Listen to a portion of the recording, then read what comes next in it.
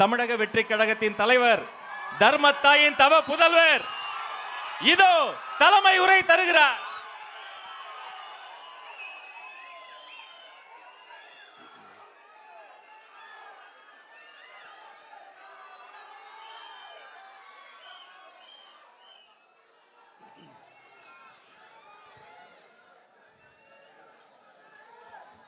நம்ம கட்சியினுடைய 2வது ஆண்டு விழா, அதாவது 3rd இயரோட தொடக்க விழா இன்னைக்கு தமிழ்நாட்டில் ஒரு மிகப்பெரிய ஒரு கட்சியாக நம்ம வளர்ந்து இருக்கிறோம் அப்படின்னா அது உங்களால் தான்.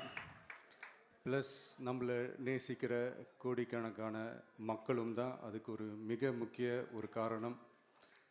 நீங்கள் தான் என்னுடைய ஒரு மிகப்பெரிய ஒரு பலம். உங்களை நம்பி தான் நானும் நம்ம கட்சியும் இருக்கிறோம். இதை நான் சொல்லி தான் உங்களுக்கு தெரியணும்னு அவசியம் இல்லை, இது உங்கள் எல்லாருக்குமே நல்லா தெரியும். அதனால் இன்றைக்கி உங்கள் எல்லாருக்கும், நம்ம கட்சியில் இருக்கிற தோழர்களுக்கும் தொண்டர்களுக்கும், இந்த கட்சியினுடைய ஒரு தலைமை தொண்டனான என்னுடைய வாழ்த்துக்களும் நன்றிகளும்.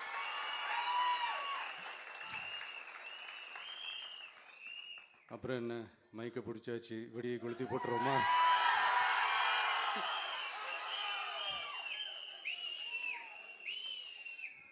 (1977) ஜூன் மாதம்னு நினைக்கிறேன், ஜூன் மாதத்தில் புரட்சி தலைவர் எம்ஜிஆர் அவர்கள் ரேடியோவில் ஒரு பேட்டி ஒன்று கொடுத்தாங்க.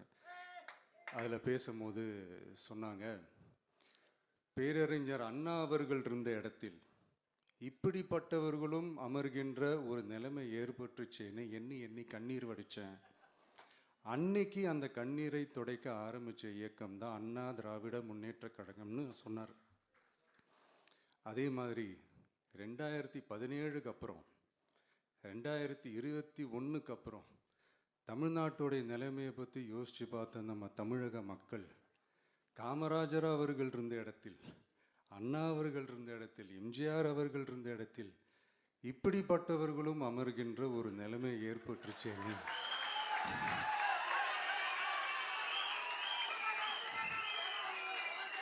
தமிழக மக்கள் கண்ணீர் வடித்தாங்க. இன்னைக்கு இந்த கண்ணீரை துடைக்க ஆரம்பித்த இயக்கம் தான் தமிழக வெற்றி கழகம்.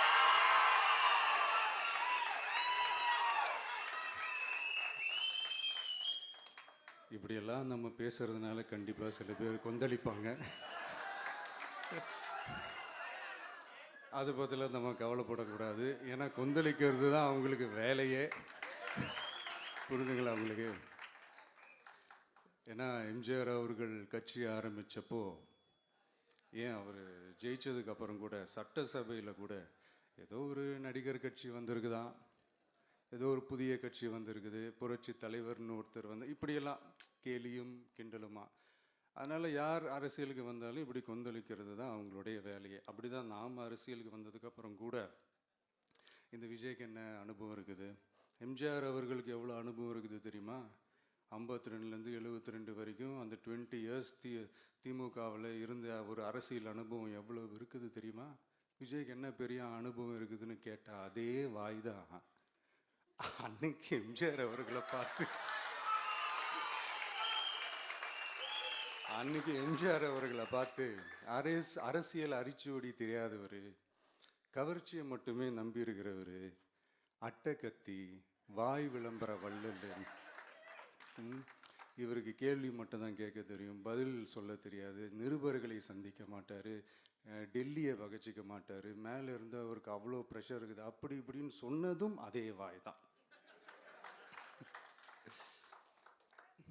அதனால் எம்ஜிஆர் அவர்களை மட்டும் இல்லை, அவருடைய தொண்டர்களை கூட விட்டு வைக்கலை.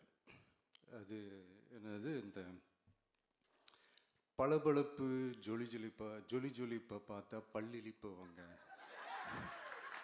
இப்படியெல்லாம் கிண்டலும் கேலியுமா, இதையெல்லாம் மக்கள் ஒரு மாதிரி சைலண்ட்டாக வாட்ச் பண்ணிக்கிட்டு என்ன பண்ணாங்கன்றது உங்களுக்கே நல்லா தெரியும். அவர் ஜெயிச்சதுக்கப்புறம் இந்த அரசியலில் பழந்துன்னு கொட்டை போட்ட அனுபவிச்சாலையும் இருப்பாங்கன்னு சொல்லுவாங்கல்ல, அவங்க எல்லாருக்குமே அந்த கோட்டைன்றது ஒரு பகல் கனவாகவே மாறிடுச்சுன்னா பார்த்துக்கோங்க. 77 மாதிரியே இப்போவும் அந்த பழைய தேஞ்சு போன துருபிடிச்சு போன நஞ்சு போன அதே அந்த பழைய வெப்பனையும் இப்போவும் கையில் எடுக்கிறாங்க. அதனால் மை டியர் ஜென்டில்மேன், டெக்னாலஜிலாம் வளர்ந்து வேற எங்கேயோ போயிட்டுருக்கு. அட்லீஸ்ட் உங்கள் டெக்னிக்கையாவது கொஞ்சம் மாற்றுங்க பாஸ்.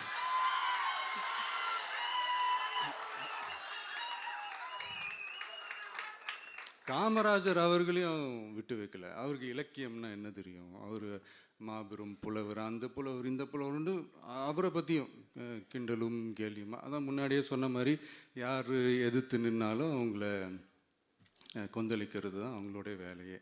ஸோ இப்படி அவங்க பண்ணுற தப்பெல்லாம் நம்ம எடுத்து சொன்னால், அவங்க பண்ணுற அட்ராசிட்டியை பற்றி நம்ம எடுத்து சொன்னால், அவங்க பண்ணுற அந்த ஊழலை பற்றி தான் நம்ம எடுத்து சொன்னோம். முக்கியமாக நாம் அதை எடுத்து சொன்னால் 50 வருஷத்துக்கு முன்னாடி இருக்கிற அதே தகர டப்பாவை எடுத்து உருட்ட ஆரம்பிச்சிருவாங்க.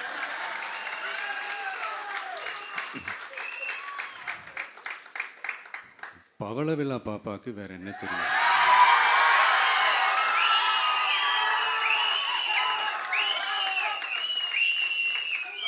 பழைய டப்பாவை உருட்டதானே தெரியும்.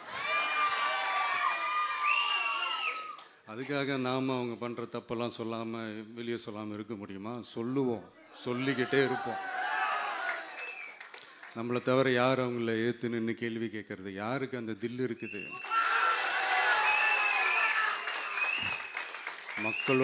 மக்களோட ஒரே பிரதிநிதி நாம் மட்டும்தான். ஸோ இப்படி இருக்கிற இந்த நிலைமையில் இன்னைக்கு இந்த டிஜிட்டல் உலகத்தில் திருவள்ளுவர் இருந்திருந்தாருன்னா இந்த தீய சக்தியை பற்றி என்ன திருக்குறள் எழுதியிருப்பாரு? ஒரு கற்பனையா, அநீதி அராஜகம் தில்லுமுள்ளு இவை எல்லாம் திமுக முதற்றே உலகு.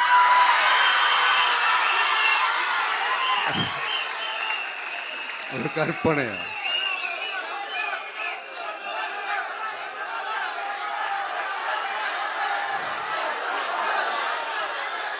அநீதி அராஜகம் தில்லுமுள்ளு இவையெல்லாம் திமுக முதற்றே உலகு.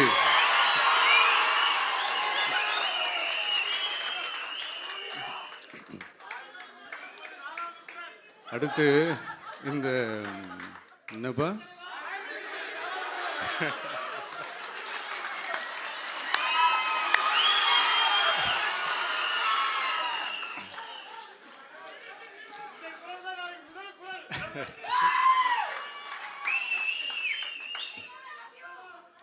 அடுத்து இந்த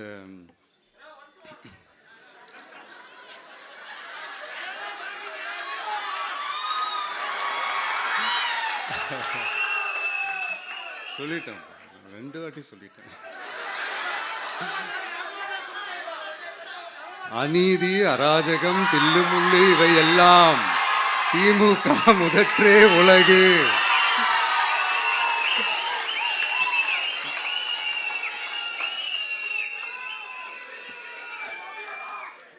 அடுத்து இந்த மும்முனை போட்டி 4 முனை போட்டி அப்படிலாம் சொல்கிறாங்களே, சரி அவங்கள பொறுத்த வரைக்கும் அப்படியே இருக்கட்டும். அதில் மாபெரும் மக்கள் சக்தியாக நம்ம அணி ஒரு பக்கம், அடுத்து திமுக தலைமையில் மற்ற கூட்டணி கட்சிகள் ஒரு பக்கம், அடுத்து பாஜக தலைமையில் மற்றும் பலர்.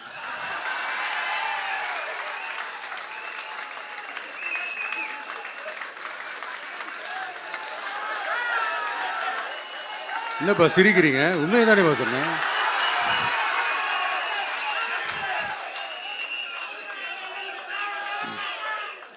ஸோ இப்படி எத்தனை சக்திகள் எத்தனை பேர் வந்தாலும் திமுகவை வீழ்த்துறதுக்கு மாபெரும் மக்கள் சக்தியான நம்மளால் மட்டும்தான் முடியும்.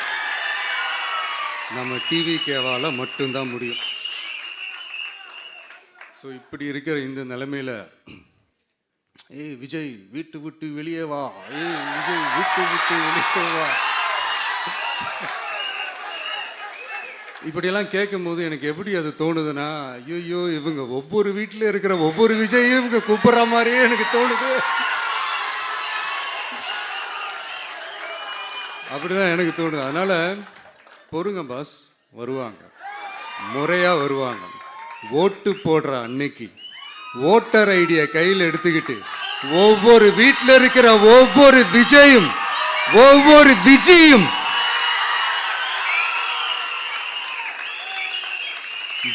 பூத்தா காலையிலேயே வந்து நிப்பாங்க பாருங்க. அன்னைக்கு தெரியும் பாருங்க, ஏண்டா இந்த விஜய கூப்பிட்டோம்னு.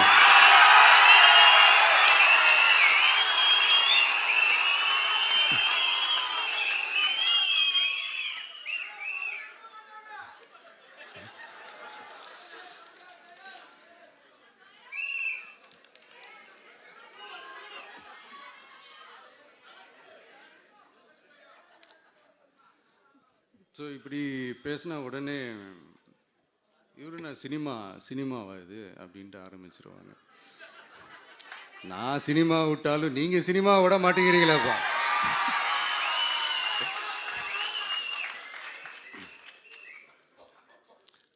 அப்புறம் இன்னொரு ரீசெண்டாக அந்த ஒரு விஷயம் போயிட்டு இருக்குல்ல, இந்த கருத்து கணிப்பு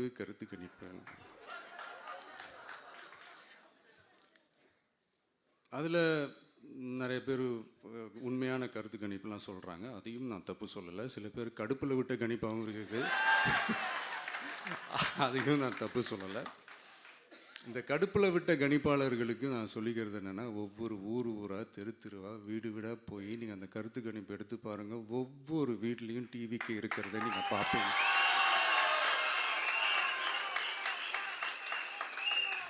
அப்படி சப்போஸ் உங்களுக்கு அது ஷாக்கிங்காக இருந்துச்சுன்னா ரப்பர் வச்சு எல்லாத்தையும் அழிச்சிட்டு மறுபடியும் முதல்லேருந்து எடுத்து பாருங்கள், அதே ரிசல்ட் தான் வரும்.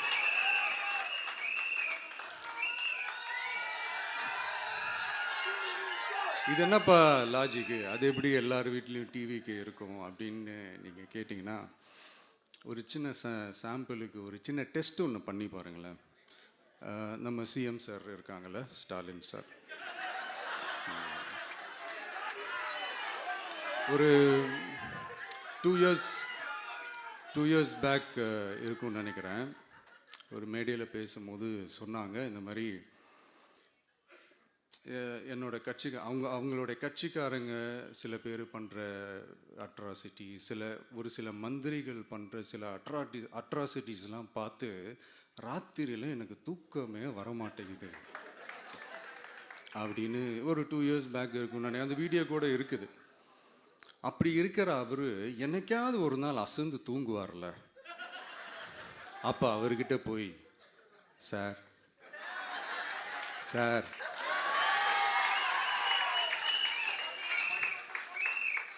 எந்த சின்னத்துக்கு சார் ஓட்டு போடுவீங்க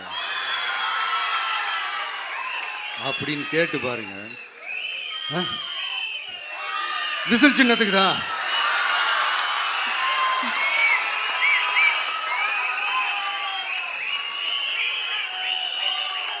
தூக்கத்தில் இப்படி டப்புன்னு எழுப்பி கேட்டால் டப்புன்னு உண்மையை போட்டு உடைச்சிருவாங்க.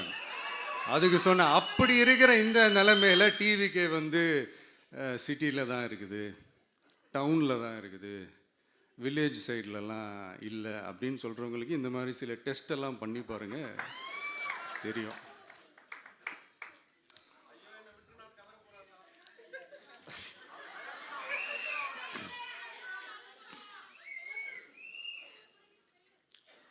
விசில் சின்னம் போகாத ஊரே இல்லை. விசில் சின்னம் எங்கெல்லாம் இருக்குதோ அங்கெல்லாம் டிவிக்கே இருக்குதுன்னு அர்த்தம். என்னுடைய அம்மா, அக்கா, தங்கைகள், அண்ணன், தம்பிகள் டிவிக்கேக்கு ஓட்டு போடுறத யாராலையும் தடுக்க முடியாது.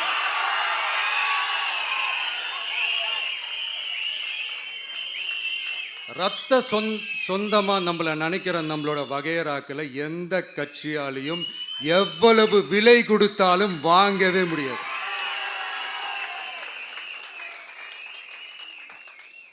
நான் ஓவர் கான்ஃபிடென்ஸில் பேசுகிறேன் அப்படின்லாம் நினைக்காதீங்க. இதுதான் கள நிலவரம், கள யதார்த்தமும் இதுதான். தீய சக்தியை வீழ்த்துறதுக்கு தூய சக்தியான நம்மளால் மட்டும்தான் முடியும். இந்த 2026 சட்டமன்ற தேர்தலில் டிவிக்கே தான் மக்களோட ஒரே ஆப்ஷன். Otherwise no diversion.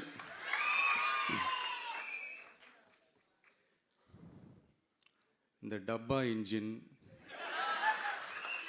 ஓட்டை இன்ஜின், எவ்வளோ இன்ஜின் வந்தாலும் டாப் இன்ஜின் நம்ம டிவிக்கே தான்ன்றது மக்கள் ஆல்ரெடி முடிவு பண்ணிட்டாங்க. அதனால் நம்மளுடைய தோழர்கள் அதை மனசில் நல்லா ஏற்றிக்கிட்டு இன்னும் ஷார்ப்பாக ஒர்க் பண்ணுங்கள். நான் ஏற்கனவே சொன்ன மாதிரி ஒன்றியம், நகரம், பேரூர், பகுதி, கிளை எல்லா இடத்துலையும் அந்த பூத்தாக அந்த நம்மளுடைய வேட்பாளர்களுக்கு ஒற்றுமையாக இருந்து வேலை செய்யுங்க. நமக்கு மாபெரும் கூட்டணியான மாபெரும் மக்கள் சக்தியான குடும்பமாக நம்மளோட இருக்கிறாங்க. இன்னொன்று அன்றைக்கி நான் சொன்ன மாதிரி நம்மளுடைய விசில் சின்னத்துக்கு ஓட்டு போட வைக்கிறது மட்டும்தான் உங்களுடைய வேலை. மற்றதெல்லாம் மக்களோட சேர்ந்து நான் பார்த்துக்கிறேன்.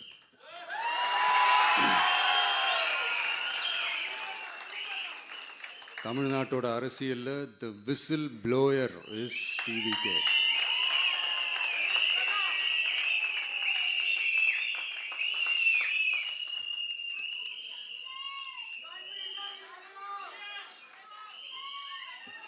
நம்ம மக்கள் இந்த விசில்ல ஊதுல இந்த தீய சக்தியும் இந்த ஊழல் சக்தியும் தெரிச்சு ஓடணும். எப்படி தெரிச்சு ஓடணும்? அன்னைக்கு சென்ட் ஜார்ஜ் கோட்டையில் டிவிக்கு ஆளும் கட்சியா எழும்.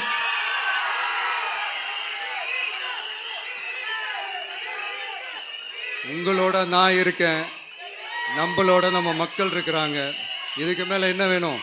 கான்ஃபிடென்ட்டா இருங்க, நல்லதே நடக்கும், வெற்றி நிச்சயம். மீண்டும் சந்திக்கும் வரை நன்றி, வணக்கம்.